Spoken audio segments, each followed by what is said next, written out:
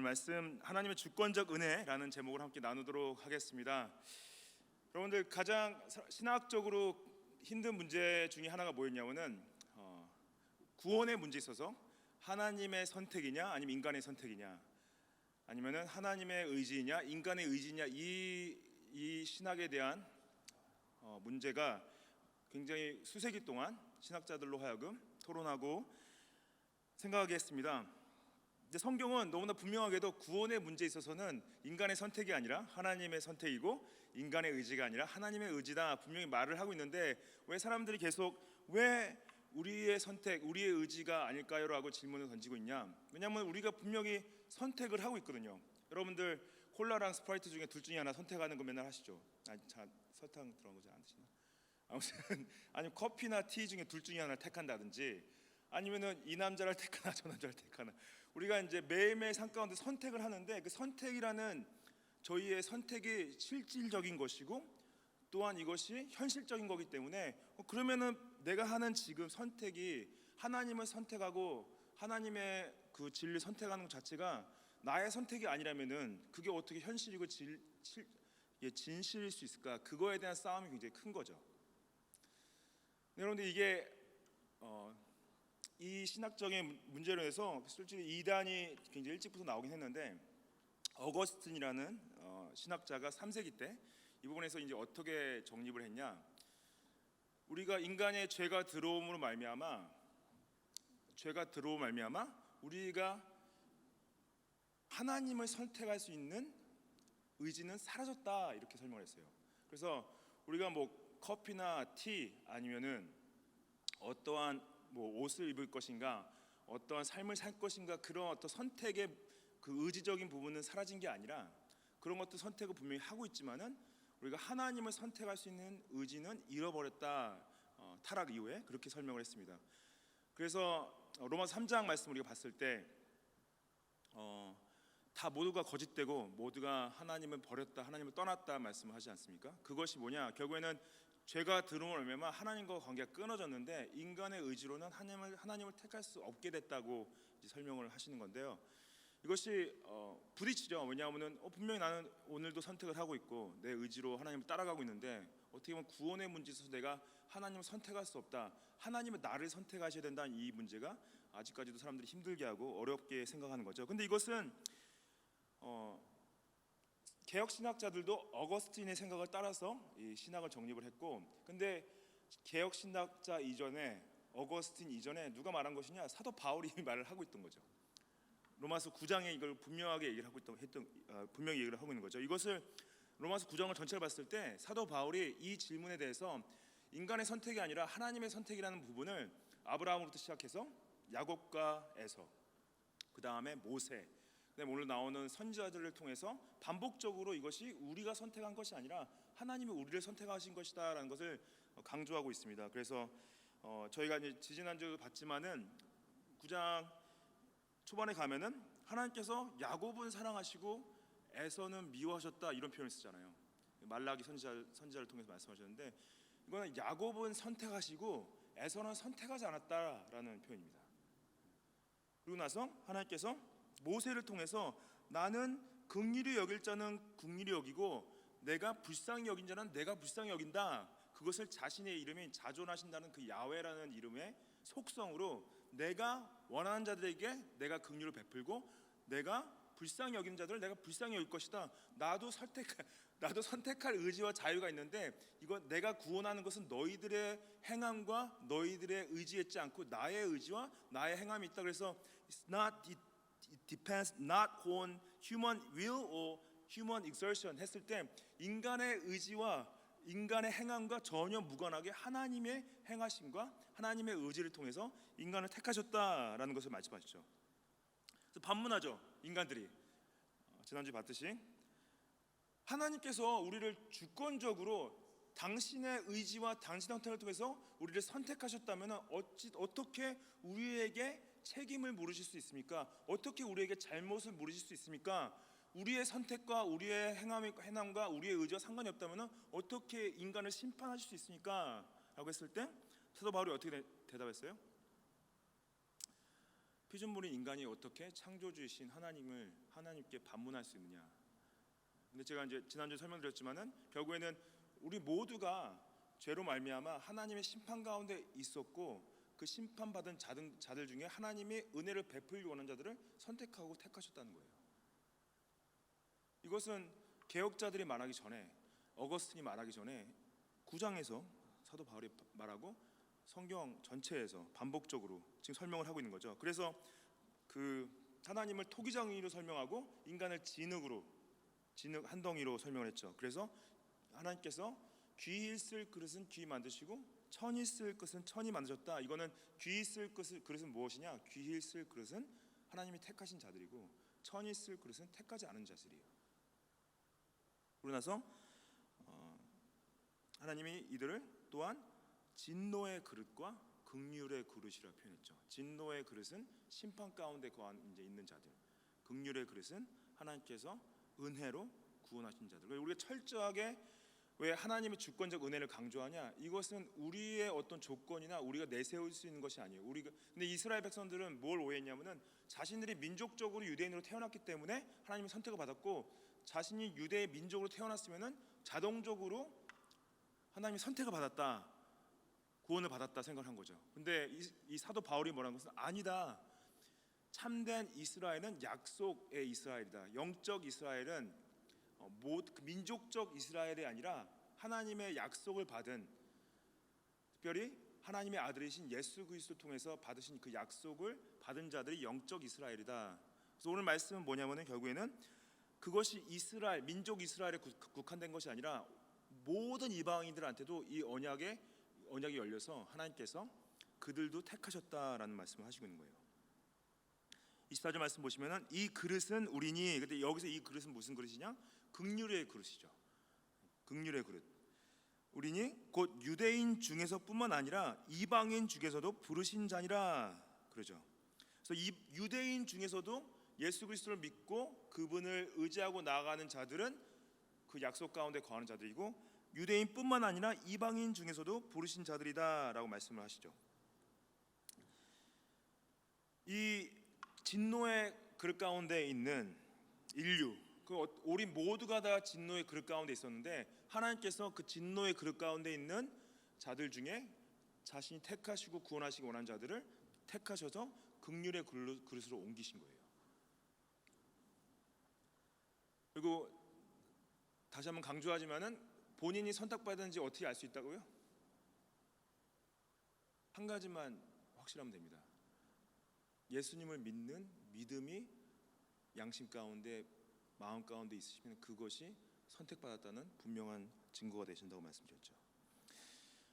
이 유대인들은 예수 그리스도가 메시아 되심을 받아들이지 않았죠. 예수님을 거부했죠. 그렇기 때문에 민족 이스라엘 중에서 예수님을 따르고 예수님의 구원을 받아들이는 자들이 없고 더 완고하게 예수님을 부인하고 지금까지도 많은 유대인들이 예수님을 부인하고 있죠. 그냥 예수님은 그냥 한 유대인 중에 태어난 반역자 중에 한 명이다 이렇게 설명을 해요.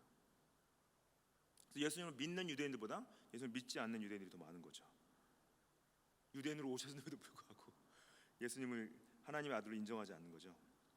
25절 말씀 보시면은 호세아의 글에도 이르기를 내가 내 백성 아닌 자를 내 백성이라 사랑하지 아니한 자를 사랑한 자로 부르리라. 그래서 이 사도 바울이 이 9장을 시작하면서 아브라함과 야곱과 모세 얘기를 하면서 이제는 선지자가 얘기했던 걸 들으면서 이건 분명히 하나님께서 자신의 긍휼과 은혜를 드러내신 것이다. 내 백성이 아닌 자를 내 백성이라 했다. 이건 호세아 2장 23절 말씀을 인용한 건데요. 이 호세아서의 배경은 뭐냐? 이 북이스라엘이 타락했죠. 북이스라엘이 타락한 것에 있어서 그들이 하나님의 심판 가운데 있고 그들이 버림받음을 말하는데 여기서 이 하나님께서 내 백성 아닌 자를 내 백성이라고 하신 이 호세아의 예언은 무엇이냐? 결국에는 유대인을 넘어서 이방인들 중에서도 하나님께서 자신의 백성 삼을 사람들이 있을 것이다 말씀을 하시는 거죠. 그리고 이거는 하나님께서 부르시는 자들이다 그래요. 부르시는 자들이다.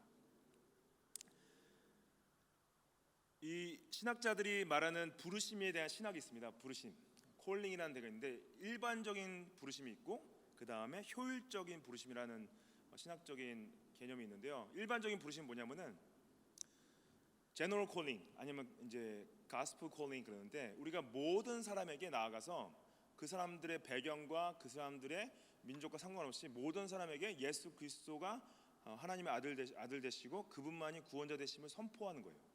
그러니까 모든 사람에게 부르신다는 건 뭐냐면은 우리가 나아가서 모든 사람에게 복음을 증거하는 것을 말하는 거고요. 그 다음에 효율적인 부르심은 뭐냐면은 효율적인 부르심은 effectual calling 영어로 그러는데 그 복음을 들은 사람 중에 만약에 성령께서 그의 영혼을 다시 태어나게 하시고 거듭나게 하시고 중생하게 하시면은 그 복음을 받아들이고 성령께서 주시는 믿음과 회개의 선물을 받아서 예수님을 구주로 고백하게 될 때 그 부르심이 효율적이다. 그래서 effectual calling 이렇게 얘기를 합니다.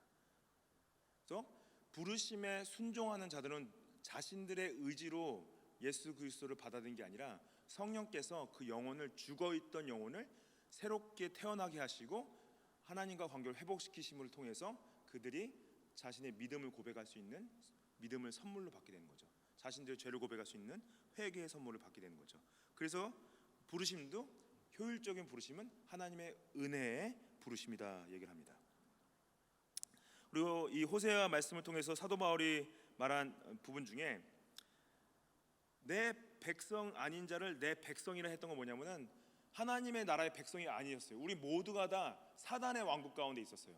근데 하나님께서 불러내신 자들은 하나님의 나라 가운데 들어가는 거예요. 이제는 우리가 예수 그리스도를 통하여서 하나님 나라의 백성이 됐어요.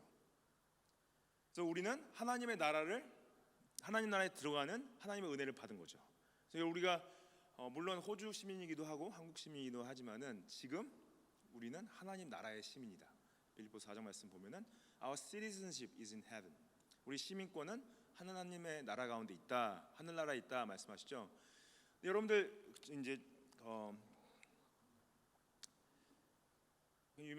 저명하신 신학자 중에 마이클 호튼이라는 분이 이런 얘기를 하셨어요. 하나님의 나라는 우리가 세워가는 것이 아니라 하나님의 나라는 우리가 받는 것이다. 여러분들 이런 말 말씀드렸죠. Kingdom builders, 뭐 dream builders, 무슨 builders 그래가지고 하나님 나라를 건설하는 사람들, 뭐 하나님의 나라를 세워가는 사람들 이런 말씀 많이 들어보셨죠. 근데 성경은 하나님의 백성들이 하나님의 나라를 세워간다고 말한 적이 없습니다. 근데 하나님의 백성들을 하나님의 나라를 받는다는 표현을 씁니다. 우리가 하나님 나라를 받는 거예요.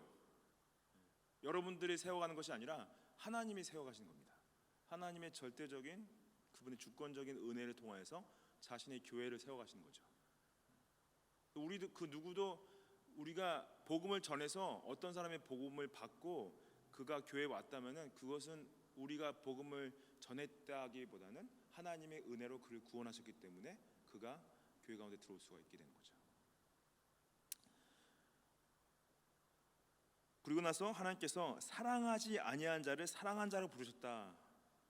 그 전에는 우리가 사단의 왕국 가운데서 그 가운데 죄 가운데 심판 가운데 있었을 때는 사랑하지 아니하는 자들이었는데 지금은 그분의 은혜로 예수 그리스도로 말미암아 하나님 나라의 백성이 돼서 그분의 사랑을 받는 자들이 된 거죠.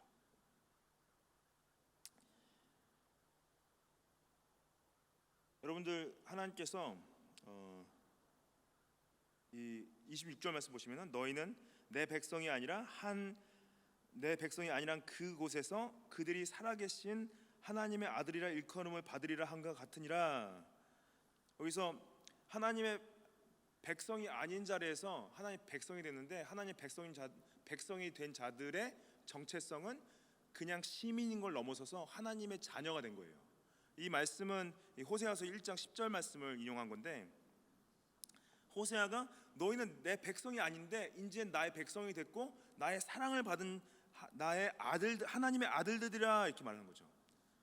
그래서 우리가 하나님의 사랑을 받지 못했었는데 지금 사랑을 받는다는 거 뭐냐면 아버지의 사랑을 자녀가 받고 있는 거예요. 그래서 단순하게 그 관계적으로 봤을 때는 부모의 사랑을 우리가 하나님 통해서 받고 있는 거죠. 그래서 8장 말씀에 로마서 8장 15절 말씀에 양자의 영을 받았다 그러잖아요. 양자의 영. 우리가 성령이 주시는 그 양자의 영, Spirit of Adoption. 그래서 Adoption, as sons. 그래서 하나님을 아빠 아버지라 부른다. 아바 Father. 그죠? 아빠 아버지. 내가 하나님을 아빠라 부를 수 있다. 아버지로 부를 수 있다. 그것이 하나님이 우리를 사랑하시는 방법인데 성령이 친히 우리의 영과 더불어 하나님의 자녀됨을 증거하고 있다. 그런 거죠. 하나님께서 우리를 자녀 삼으신 것, 이것은 완전한 하나님의 주권적 은혜이다. 근데 이것은 하나님이 어떤 무서운 아버지가 아니라 자신의 자녀를 사랑하는 아버지라는 거죠. 우리의 기도를 들으시고 우리를 보호하시고 우리를 인도하시고 선한 아버지, 우리를 푸른 초장으로 이끄시는 선한 아버지. 여러분, 우리가 하나님의 아버지 되심을 기억하면서 그분을 사랑해야 됩니다. 그렇지, 나의 아버지 되시지. 그리고 우리가 기도할 때 하나님께 나아갈 때요, 기도로 하나님께 나아갈 때 내가 아버지께 나아간다는 생각을 해야 돼요. 그렇지, 하나님은 나의 아버지 되시지. 여러분들 그렇죠, 이 세상의 아버지들이 다 좋진 못하죠. 아버지로부터 상처를 받을 수도 있고 아버지로부터 사랑을 못 받을 수 있어요. 근데 하나님이 아버지 되시면 이 세상의 아버지와 완전히 격이 다른 거죠. 하나님의 사랑은 완벽하시고 완전하시고 우리의 기도를 들으시고 우리를 이끄시고 인도하시는데 하나님은 완벽하게 아버지로서의 기능을 이행하고 계신다는 거예요. 우리가 기도가 어려울 때마다 하나님의 아버지 되심을 기억하십시오. 그분이 이 세상의 아버지보다 더 큰, 더 완벽한 아버지로서 우리를 이끌고 계십니다. 27절 말씀에 또 이사야가 이스라엘에 관하여 외치되 이스라엘 자손들의 수가 비록 바다의 모래 같을지라도 남은 자만 구원을 받으리니 주께서 땅 위에서 그 말씀을 이루고 속히 시행하시리라. 이제 사도 바울이 호세아 선지자 얘기를 하고 이사야 선지자 얘기를 하는 거예요. 이사야 선지자가 예언한 것을 봐라. 이사야 선지자가 예언한 건 뭐냐면은 이사야서 10장 22절 말씀을 이제 인용을 한 건데요. 이스라엘 백성들이 바다에 모래같이 많았다. 이것은 다윗과 솔로몬을 통해서 하나님께서 이스라엘을 왕성하고 굉장히 강대한 국가로 만드셨는데 결국에는 이들이 하나님 앞에 범죄하고 수많은 왕들이 하나님 앞에서 악을 행했기 때문에 그 이스라엘 백성들이 여호와 하나님을 떠났기 때문에 북이스라엘은 아수르를 통해서 망하게 되고 남유다는 바벨론을 통해서 망하게 되죠. 그 망하게 돼서 포로로 끌려가잖아요. 포로로 끌려간 자들 중에 하나님께서 다시 돌아오게 하는 자들이 있었죠. 그들을 남는 자, 아니면 씨라고 이제 표현하게 되는데 하나님께서 예언을 했을 때 이스라엘에 임한 그 심판을 말씀하시면서 그렇지만은 자신의 언약을 지켜나가실 거기 때문에 그 안에 진정한 언약을 이어갈 남은 자들이 있을 것이다 얘기를 하는 거죠. 그래서 사도 바울이 이 얘기를 하는 이유는 뭐냐면은 그 전에 설명했던 그런 민족적, 그 육체적, 혈통적 어떠한 구원이 아니라 그 언약 가운데 있는 자들이 구원받는 것을 다시 한번 강조하고 있습니다. 31절 말씀 보시면은 근데 31절부터 이 나머지 말씀은 이스라엘 백성들이 결국 하나님의 그 언약을 받았는데 그 언약을 따라간 것이 아니라 율법을 오용했죠. 그래서 자신들이 하나님을 믿는 믿음으로 오르게 되는 것이 아니라 하나님이 주신 율법을 지킴으로 오르게 된다고 생각한 거예요. 31절 말씀 보시면은 의의 법을 따라간 이스라엘은 율법에 이르지 못하였다. 그래서 의의 법을 따라갔다. 이건 특별히 모세율법을 얘기하는 거죠. 근데 모세율법을 의의 법이라 표현한 건 뭐냐면은 행위로 의를 얻고자 한 걸 말합니다. 행위로 의를 얻고자 한 이스라엘은 의를 얻지 못했다라는 표현이죠. 그래서 당시 사도 바울이 이 로마에 서신을 쓸 때 많은 유대인들이 예수님을 믿는 믿음을 거부하고 지속적으로 모세 율법을 행함을 통해서 의를 쫓고 의를 따라가고 지금까지도 2000년이 지금 지금까지도 예수님을 그리스도로 받아들이지 않고 율법을 행함으로 본인들이 의롭게 된다고 생각을 하고 있는 거죠. 이런 율법주의적 생각. 32절 말씀에 어찌 그러하냐 이는 그들이 믿음을 의지하지 않고 행위를 의지함이라. 부딪힐 돌에 부딪혔느니라. 어찌 그러하냐 영어로 보시면 why 어떻게 왜 어찌 그러하냐 why 너무 안타까운 거예요. 사도 바울이 아니 행위로 우리는 의롭게 될 수가 없는데 왜 예수 그리스도를 구주로 믿고 의지하고 그분의 십자가의 죽음과 부활의 그 생명을 왜 의지하지 않고 본인들의 의를 의지하고 살고 있느냐. Why? 그들이 믿음을 의지하지 않고 행위를 의지했다 얘기하고 있는 거예요. 본인들이 본인들을 구원할 수 있다고 믿고 있다라고 생각한 거죠. 우리는 우리 자신을 구원할 수 없고 오직 예수 그리스도를 믿는 믿음으로만 구원을 받을 수 있는데 Why do you depend on yourself? 근데 여기서 부딪힐 돌에 부딪혔다. 이 말씀은 이사야 말씀 두 군데를 인용한 건데요. 이사야서 8장 14절에 보면은 이사야가 이렇게 예언합니다. 그가 성소가 되시리라 그래요. 그러나 이스라엘의 두 집에는 걸린 똥과 걸려 넘어지는 반석이 되실 것이며 예루살렘 주민에게는 함정과 올무가 된다.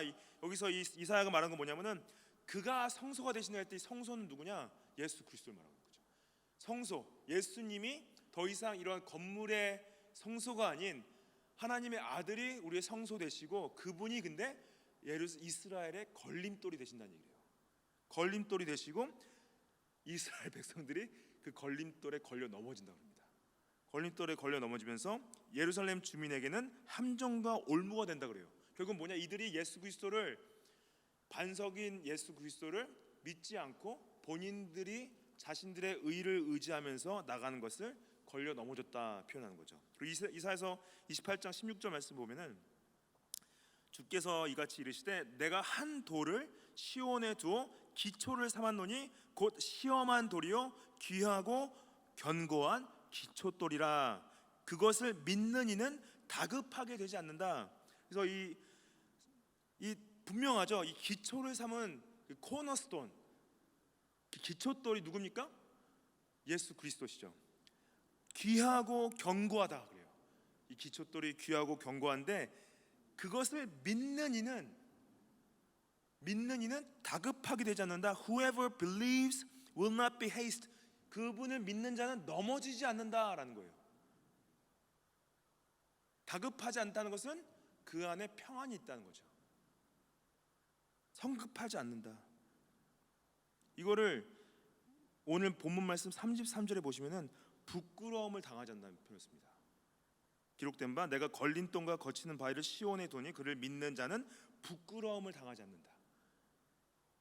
예수님을 믿고 그분을 신뢰하고 나간 자들은 부끄러움을 당하지 않는다. 결국 뭐냐?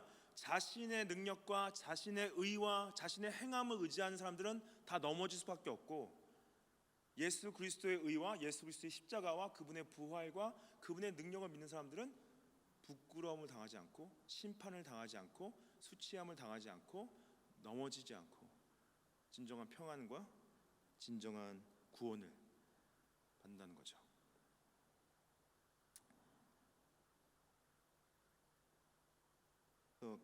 Whoever believes in him will not be put to shame. Will not be put to shame. 여러분들 예수 그리스도를 믿고 그분께 나아가는 거는요.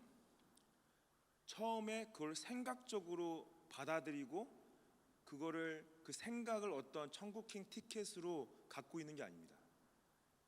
예수님을 믿고 그분을 의지하면서 나간다는 것은 매일매일 삶 가운데서 그분을 사랑하고 그분을 의지하고 그분과 동행하는 걸 얘기해요. 이거를 많은 사람들이 어떤 지식적인 믿음으로 나는 예수님 믿어라고 고백한 것 자체를 어떤 천국의 티켓을 가지고 예수님과 매일매일 삶 가운데 교제하지 않고 그냥 종교적으로 나가는 사람들이 너무 많아요. 근데 진짜 예수님을 사랑하고 그분을 의지하는 자들은 자신이 가지고 있는 믿음을 천국의 티켓으로 바라보지 않고요, 예수님과 교제하는 그 교제권으로 바라봅니다. 그리고 사람들이 우습게 여기죠. 본인들이 힘이 없으니까, 본인들이 의지가 약하니까, 그러한 존재를 믿고 그분을 따라간다. 아이고 연약한 자들. 근데 그렇게 말하는 거 맞죠? 우리가 연약하고 우리의 힘으로는 살 수 없고 우리의 능력이 없기 때문에 우리는 그분이 필요하고, 우리는 그분의 능력과 그분의 힘과 그분의 의지로 우리가 따라가는 것이 믿음입니다. 근데 그렇게 우리는 그분들이 그렇게 우리를 우습게 여겨도 상관이 없어요. 왜냐? 우리 자신을 잘 알기 때문에. 나는 나를 구원할 수가 없고, 나는 매일매일 범죄하고 매일매일 넘어지고 그분이 없으면 하루도 살 수 없는 존재이기 때문에 예수님이요 우리의 반석 되시고 그분을 의지하고 그분을 믿는 자들은 부끄러움을 당하지 않습니다. 예수님 신뢰하고요, 그분과 동행하십시오. 그리고 종교적으로 신앙생활 하지 마시고 관계적으로, 교제적으로, 교제권 가운데서 예수님 사랑하고 주님을 닮아가시기를 축복합니다. 같이 기도하시겠습니다.